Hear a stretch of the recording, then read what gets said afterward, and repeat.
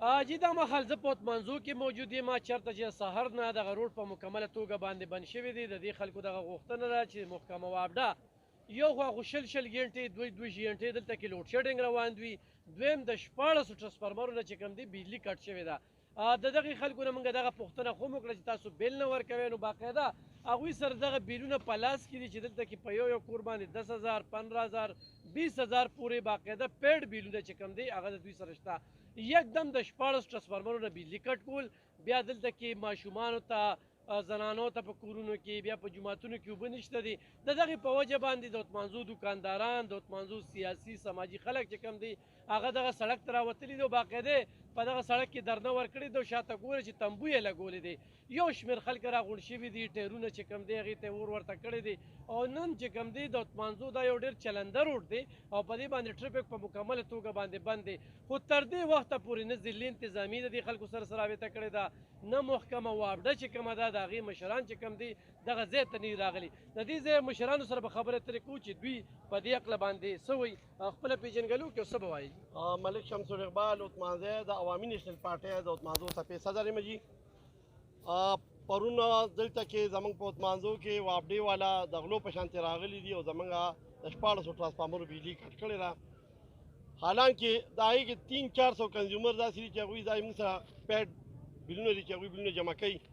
دا د چیف صاحب په وینا باندې راغلي، د وابډې چیف دی او هغې دلته کې دا اپریشن کړی دی چې دا بالکل ناروا او ناجیز اپریشن یې کړی دی او د هغې په وجه باندې موږ پرون هم علامتي احتجاج کړو، بیا موږ کال ورکړو او نن په مکمله توګه د عثمانزو روډ بند کړی دی.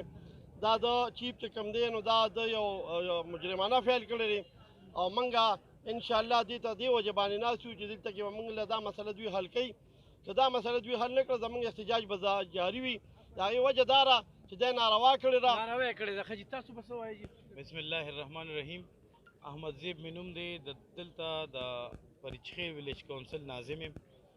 زموږ په دې ویلیج کونسل کې چې کوم دا دوی ټرانسفارمر یې کټ کړي دي، نو لومبنۍ خبره خو به زه دا وکړم که دوی کله هم راغلي دي د دلته وابډې والا اپریشن کړی دی، کونډې کټ کولې څوک یې نیول، موږ ورته څه نه دي ویلې. بلکل د هغې حق دی چې څوک غلا کوي دی دې نیسي. بیا د هغې نه پس دوی وی چې په دې نه کنټرول کېږي، دوی ورپسې کیبل راوړه، دوی دلته کیبل لګاو. موږ په هغې باندې هم څه ونه وی، کیبل دې هم دوی ولګوي. بلکل چې څوک میټر یې لګوي هغې به بجلي خوري، چې چاته میټر نی نو هغې به چې کوم دی بجلي نه خوري. په دغې لاره هم ورسره ځو. بیا دا تاسو وینئ دا آخر څه دي چې ما ته بجلي نشته، زه دا بل څه له جمع کړم.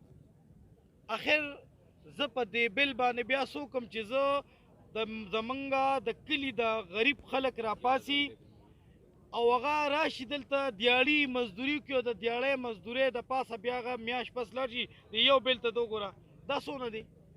غونډه خو سیاسي نه ده، ټول نشنل والا ښکاري چېرته نورې ډلې والا شته. موږ دعوت ټولو له ورکړی دی. زموږ د عثمانزو چې څونه سیاسي پارټۍ دي، څونه عام ولس دی، موږ ټولو ته دعوت ورکړی دی چې دا یو اجتماعي مسله ده. ما که دا ټوپۍ په سر کړی صرف د خپلې پارټۍ د پېژنګلو دپاره مې په سر کړې ده، د دې دپاره مې نه ده چې دا ټولو ته دعوت دی. د عوامي نیشنل پارټۍ ملګري ورسره چې کوم موږ سره دلته د پی ډي ایم ملګري و هغې موږ سره راوتي دي. موږ د دې نه علاوه د پی ټي آی ملګرو ته هم ویلي. ډېره زیاته مننه حاجي. د سوال دغه هم نشو کولی چې یاره تاسو بیل نه ورکوئ. په محله کې یو کس بیل ورکوي نو په کار دا ده چې هغه ټولې محلې ته چې کوم دی نو بیلي ځي. دا د وابډې کار دی، کونډه کلچر ختمول، د خلکو نه ریکوري کول، د خلکو نه چې کوم دی بیلونه اخیستل، دا د هغوی مسله ده. اکثره دلته کې په دوکانونو کې بیلونه پراته وي، تاریخ پې تیر شي کسټمر ته چې کوم دی نو هغه بیل ورسي. خو نن چې دا خلک کم په ضلالت کې دي یا په کم احتجاج باندې دي، تر دې وخته پورې دوی منځ ته نه راتګ، دا خو هم د اندېښنې خبره دی. خلکو دغه غوښتنه ده خو چېرې زمونږ دغه ټرانسفارمر ته بیلي نن بخال نه شوه، زمونږ دا درنه به چې کومه ده د غیر معینه مدته پورې جاري وي.